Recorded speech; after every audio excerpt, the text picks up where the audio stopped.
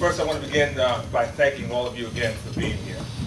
I'm not going to begin by naming everybody that's here because you're all close and personal friends. We gave this event tonight and called it the Unity Dance.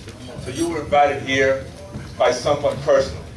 And we decided to have this mission and take this on and invite everyone here for that purpose.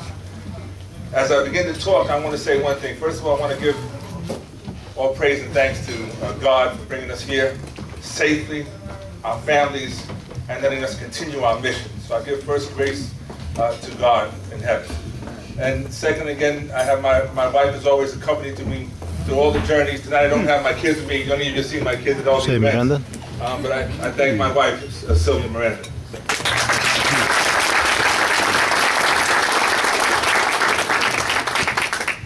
When we started our events, we make sure that our ceremony lasts a certain limited amount of time. So my points are going to be very direct and to the point.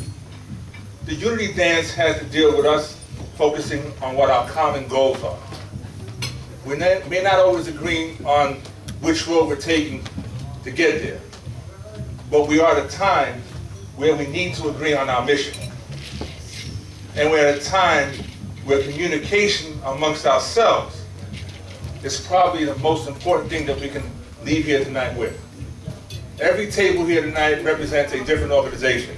So before you leave here, you should introduce yourself to another partner that we've now had in our mission. Common goals are what we have to stay focused on at all costs and never lose sight of it. Our expectations have to be greater because what we do today is going to impact on the future generations in all our agencies and in our communities. So we have to have great expectations, and we need to stay focused on those things. We have to be clear, again, clear, that we are now facing some of the toughest times. There are attacks on unions, there are attacks on laborers, there are attacks on our communities, but we have a stronghold.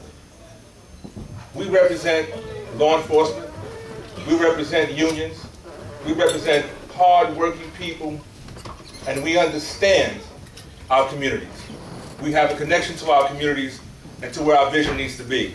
So tonight, my challenge to you would be, remember where we came from, the struggle that we took us to get here, and have a clear understanding of where we need to be tomorrow. There are people here tonight that have overcome tremendous obstacles.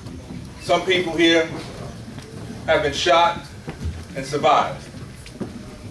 Some people have had heart attacks and are still here this evening. Many of you have gone through your personal struggles in your agencies and in your unions.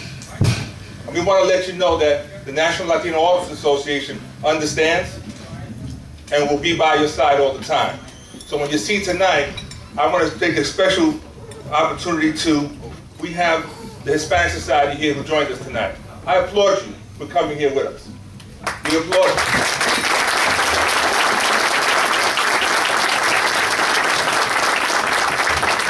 We have Nilo that's always with us. We applaud the different Latino organizations. This is not a time for separation, but a time for unity. We are going to work together.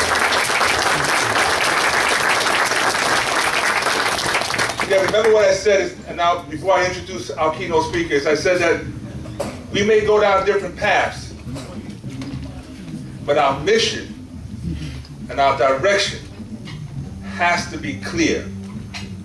Because we all can't be in the same corner sometimes screaming because they killed the guy in the corner. But if we're coming from 10 different roads, one of us has to reach the top. And you got to remember when you get there to bring somebody else along.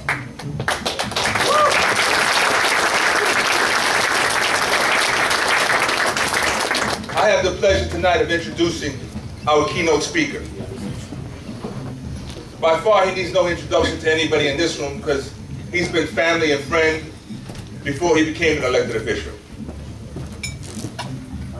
We don't have to ask which side of the road he stands on because he leads by example. There are very few people in that forefront that we can say that their actions speak louder than their words. His actions have spoken way before he became an elected official to represent us. We know that the future which he may or may not talk about, opens bigger doors. And we need to support our community when those new opportunities become available. And understand that today, we stood with him before he was elected, we stand with him when he is elected now, and we'll stand with him as he moves forward, and the future will open bigger and brighter doors and greater opportunities for him to represent a larger number of our communities. I want to mention one thing. I read in there, his bio is tremendous. There's all kinds of things in here, and if you don't know him on that level, you should know him personally, because it speaks volumes more than what it says on paper. But there was one line in here that I wanted to read to you.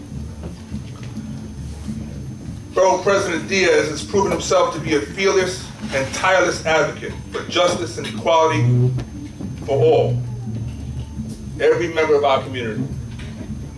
I still remember the days, and I saw an old film the other day when the unfortunate shooting death of Amadou Diallo, we were out walking and demonstrating. When they took those pictures, Ruben Diaz was there. You may not have known him back then, but he was speaking very loudly. And our communities heard him.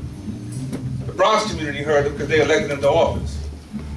We supported him citywide because we know that his potential is far greater than the Bronx. We expect big things from big leaders.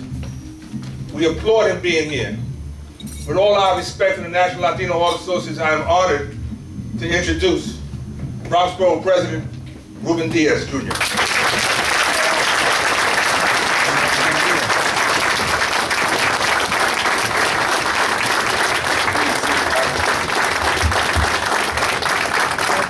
Thank you. Wow. Tony, you